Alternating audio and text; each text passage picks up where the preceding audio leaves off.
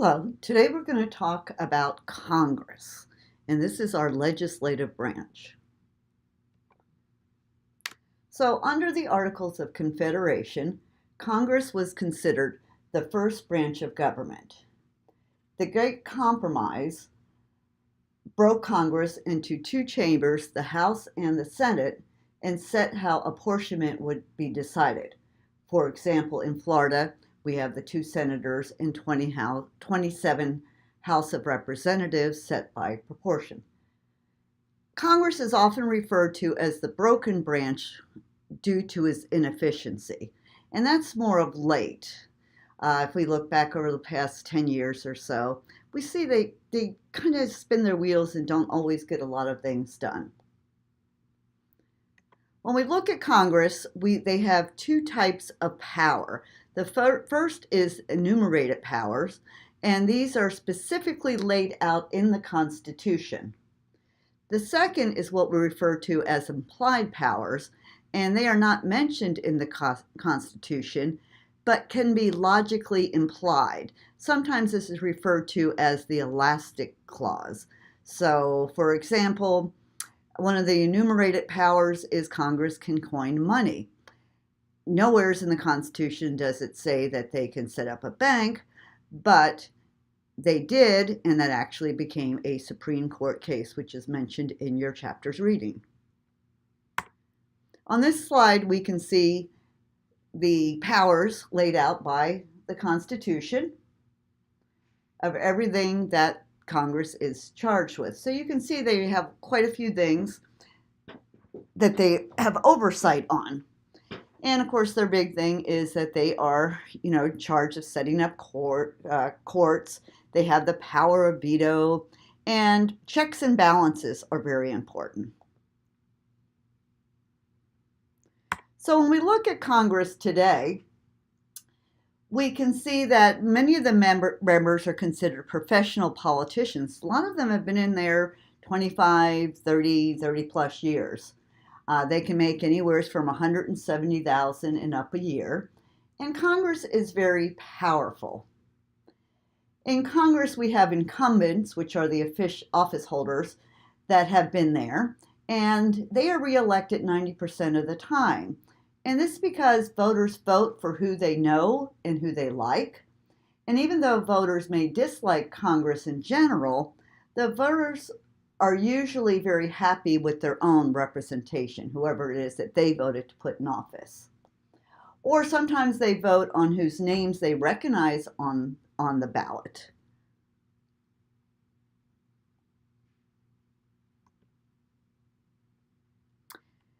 Incumbents promote their re-elections by catering to their constituents. These are the people that reside in the incumbent state or district. They can raise political action committee funds, also known as PACs, and that's just because election races can cost up to $1 million for the House seat and sometimes up to over $20 million if you're running for the Senate. So sometimes the incumbents do lose their position, and this is when they lose touch with the constituents. They give the perception that they don't care about those back in their hometown.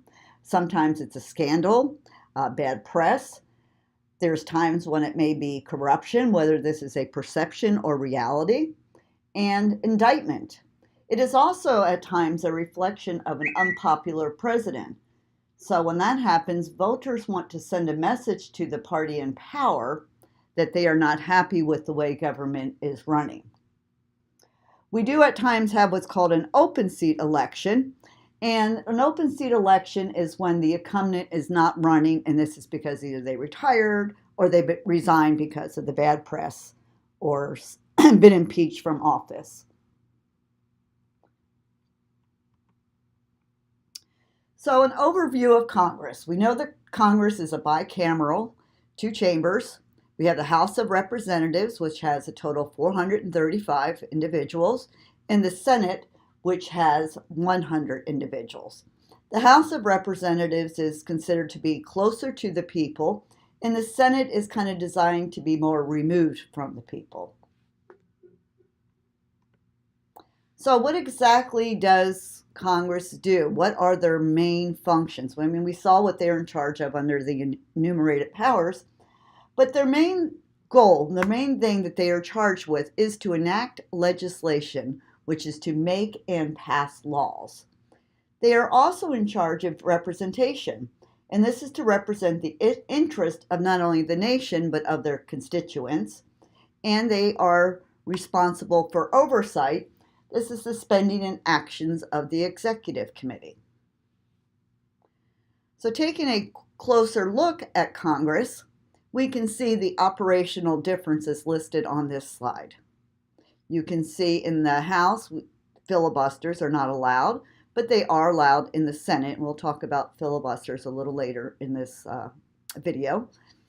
The House is 2-year term, or the Senate is 6-year term, and none of them have a limit on how many times they can run, which is why they kind of become the professional politicians that we talk about.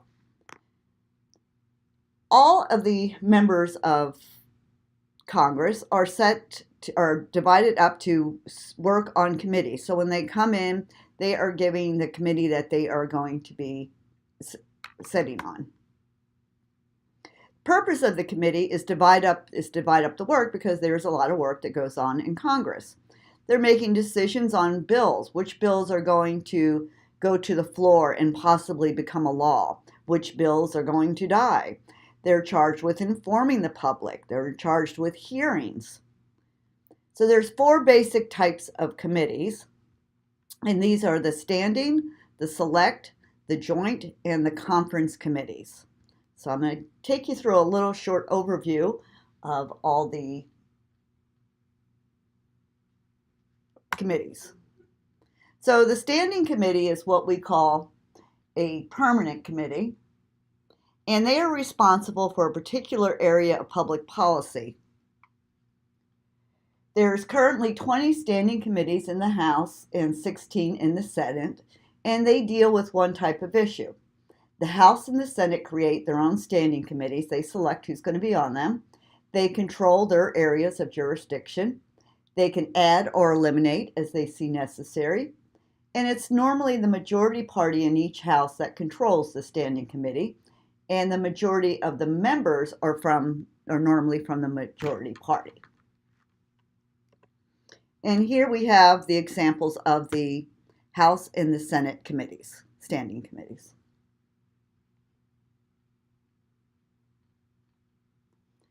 So next we have the Select Committee, and with the Select Committee, this is normally a temporary committee, and they usually are given one specific issue to oversee, and it's usually a matter of public concern. This can be organized crime, it can be hunger, whatever that they are handed.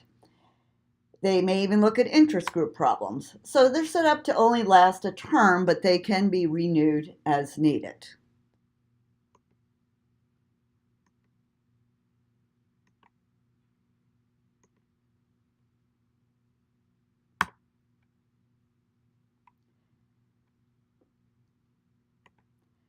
Next, we have the Joint Committee, and this can be temporary or permanent. Members of both sides, the Democrats and Republicans, serve in here, and they act as a study group and report their findings back to the House and Senate, and they coordinate the work of both houses. They do not have the ability to deal directly with bills or proposed legislation.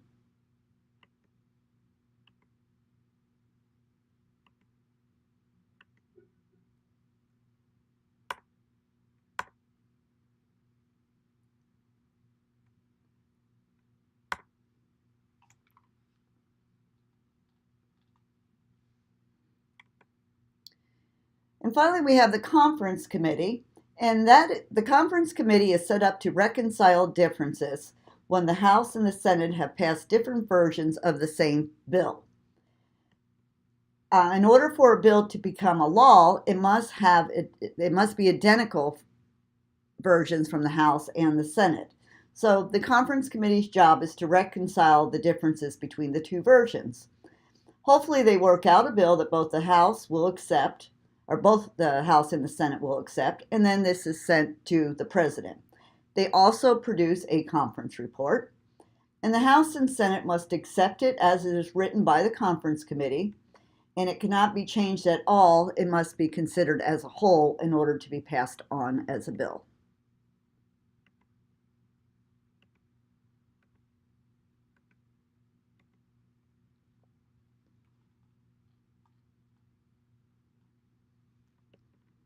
So, taking a little bit of a closer look here, we're going to start with the House of Representatives. So, to be elected as the House of Representative, you must be at least 25 years of age, a United States citizen for 7, and reside in the state that he or she wishes to represent. The Speaker of the House is the head of the House of Representatives. They set the House legislative calendar, they determine when bills will be debated and voted on, and they often utilize this power to help fulfill his or her responsibility of making sure bills supported by the majority party are passed by the House.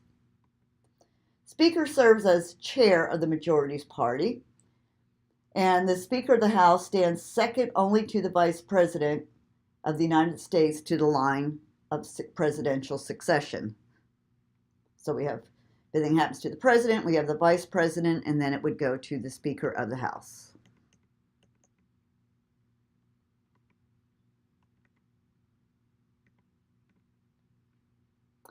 There are special powers in the House of Representatives, and they select the President in a tie of the Electoral College. All of our appropriation bills start here, and they write the articles of impeachment against any high-ranking officials. And once again, there's no limit on the number of terms a House member can serve.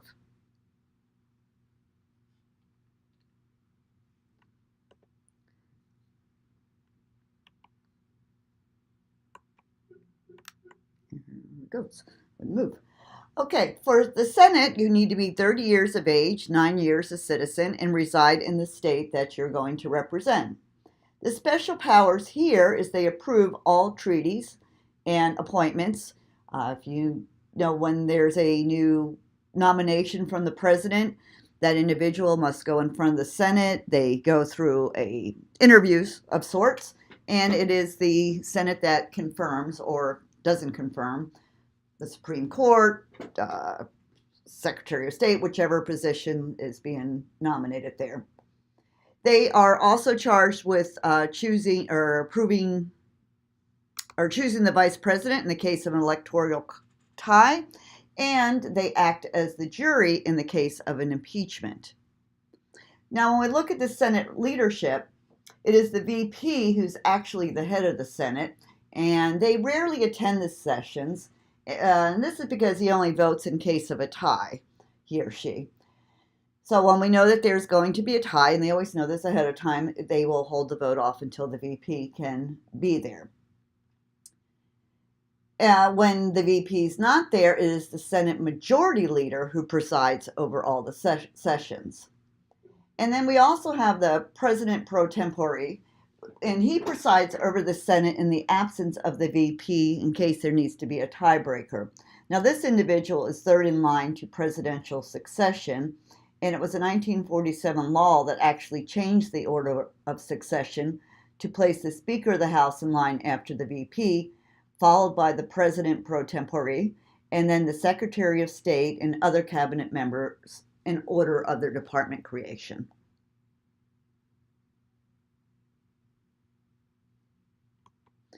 Now, when we talk about the Senate differences in the House and the Senate, in the Senate, we can hold a filibuster. This is not possible in the House. And a filibuster is held when a senator wants to prevent a bill from coming to a vote. So they'll hold the floor and they'll talk until the majority either gives in to the legislator's demands or they get tired. So a senator may continue to speak indefinitely to prevent a final vote on the bill. They can read from the phone book, cite poetry, read the Declaration of Independence, anything that they so chose to do. The longest filibuster in history is held by U.S. Senator Thurman of South Carolina, and he spoke for 24 hours and 18 minutes against the Civil Rights Act of 1957, as according to U.S. Senate records. The most recent one was held by Republican, or also known as Tea Party conservative, Senator Ted Cruz. He spoke for 21 hours and 19 minutes, and this was during the attempt to dismantle President Obama's health care law. He actually sat up there and at one point read Green Eggs and Ham to his children on national TV. Now, if the Senate wants to prevent or end a filibuster, they can vote to place a time limit. And this is the only procedure by which the Senate can break a filibuster. And this is under the cloture rule. And this means that the Senate may limit consideration of a pending matter to 30 hours, but only by a vote of 3/5 of the full Senate, which is normally about 60 votes. Now, when we talk about bills, they can only be introduced in either the House or the Senate.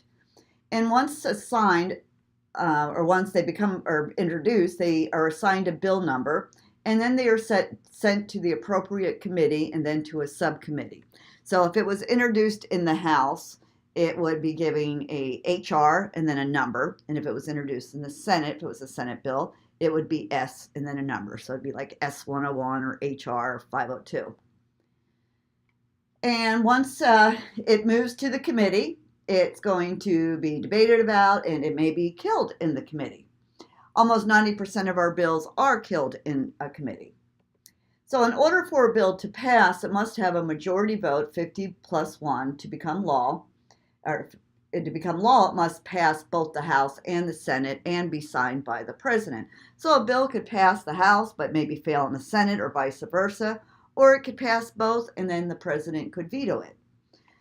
Now, there are exceptions. So if the President fails to sign the bill within 10 days, excluding holidays, and Congress is still in session, then what happens is it automatically becomes a bill. If the President doesn't sign the bill and Congress is going to be out of session in 10 days, then the bill automatically dies. And the President, like I said earlier, can veto it, and Congress does have the ability to override it, but they do need a 2/3 vote, and that doesn't happen that often.